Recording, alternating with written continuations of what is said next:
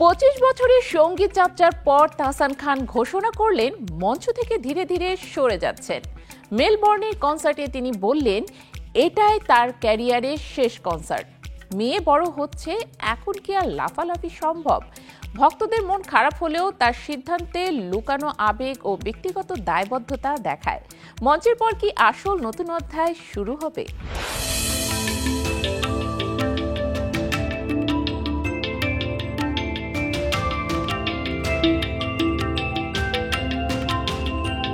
জনপ্রিয় সঙ্গীত শিল্পী ও অভিনেতা তাহসান খান সবকিছুর মধ্যেই চমক সৃষ্টি করতে জানেন।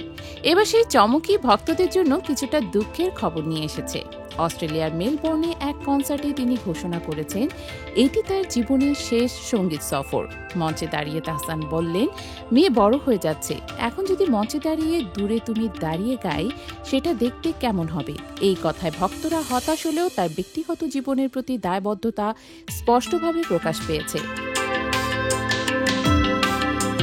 তাহসানের সিদ্ধান্ত নিয়ে সামাজিক মাধ্যমে শুরু হয়েছে নানা প্রতিক্রিয়া। কেউ দুঃখ প্রকাশ করেছেন, কেউ প্রশ্ন তুলেছেন এই সিদ্ধান্তের যৌক্তিকতা নিয়ে। এই বিতর্কের মাঝে পরিচিত সঙ্গীত শিল্পী অনন্যা আচার্য মুখ খুলেছেন। অনন্যা লিখেছেন, তাহসান তো অভিনেতা হিসেবেই ঠিক ছিলেন, কিন্তু তাকে গান করতেই হলো কেন? পরে তিনি ব্যাখ্যা দিয়ে জানান, নিজস্ব মত প্রকাশের অধিকার সবারই আছে। অন্যদিকে ক্লোজ আপ ওয়ান তারকা মিজান মাহমুদ রাজীবও নিজের মতামত প্রকাশ করেছেন। তিনি লিখেছেন, সন্তান বড় হলেই নিজের প্রতিষ্ঠিত সঙ্গীত ক্যারিয়ার থেকে বিদায় নেওয়া, এটি কেমন যুক্তি? তিনি মনে করান, শিল্পী হওয়া লজ্জার নয়, বরং এটি একটি সম্মানজনক পেশা। রাজীবের কথায় অনেকে সমর্থন জানিয়েছেন, আবার কেউ কেউ বলেছেন, ব্যক্তি তার পরিবার বা ব্যক্তিগত কারণেই পেশা পরিবর্তন করতে পারেন। তাহসানের এই সিদ্ধান্ত শুধু মানসিক নয়, শারীরিক কারণেও প্রভাবিত। তিনি জানিয়েছেন, তার কণ্ঠনালীতে হেটেরোটোপিয়া নামের একটি জটিলতা ধরা পড়েছে, যার কারণে গলার গঠন পরিবর্তিত হচ্ছে এবং গাওয়ার আগ্রহও কমছে। 2018 সাল থেকে সমস্যা শুরু হয়েছে। তখনই ভক্তদের সতর্ক করেছিলেন যে কনসার্ট বা লাইভ শো কমে গেলে তার জন্য দোয়া করতে বলা হয়েছে। আর সেই বাস্তবতা সামনে এসেছে।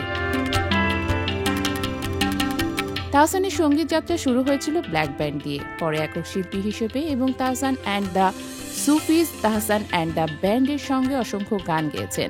তার গানে ভক্তরা খুঁজে পেয়েছেন ভালোবাসা, সান্ত্বনা এবং সাহস। মঞ্চ থেকে তিনি ধীরে ধীরে সরে যাচ্ছেন, তবে তার গানগুলো ভক্তদের হৃদয়ে চিরস্থায়ী। 25 বছরের সঙ্গীত ক্যারিয়ারে অসংখ্য হিট গান এবং মুগ্ধ শ্রোতার ভালোবাসা পাওয়ার পরই তাহসান জানিয়েছেন, এখন সময় এসেছে থামার। মেলবোর্নের কনসার্টে তিনি স্পষ্ট করে বলেন, এটাই আমার শেষ কনসার্ট ট্যুর। ঢাকায় 2-1টি কমিটমেন্ট আগে থেকেই আছে, সেগুলো শেষ করে সঙ্গীত জীবনের ইতি টানছি। পাশাপাশি তিনি ফেসবুক ও ইনস্টাগ্রামেও ডিঅ্যাক্টিভেটেড করেছেন। চেয়েছেন মানুষ যেন তাকে আস্তে আস্তে ভুলে যায়। নিজের গানের জন্য 3টি গান তৈরি থাকলেও 8টা স্থায়ীভাবে প্রকাশ করবেন না। শুধুমাত্র পোর্সেলিনা তাহসানস প্লেলিস্টের একটি চূড়ান্ত গান প্রকাশ পেতে পারে। মঞ্চের বাইরে সাক্ষাৎকার, আড্ডা সবকিছুই এখন সীমিত। 25 বছরের এই সঙ্গীত যাত্রায় তার কোনো আফসোস নেই। তিনি জানিয়েছেন, প্রত্যাশার চেয়ে অনেক বেশি ভালোবাসা ও সাফল্য পেয়েছেন। তাহসানের এই ধীর প্রস্থান শুধু তার জন্য নয়, ভক্তদের জন্য একটি স্মরণীয় অধ্যায়।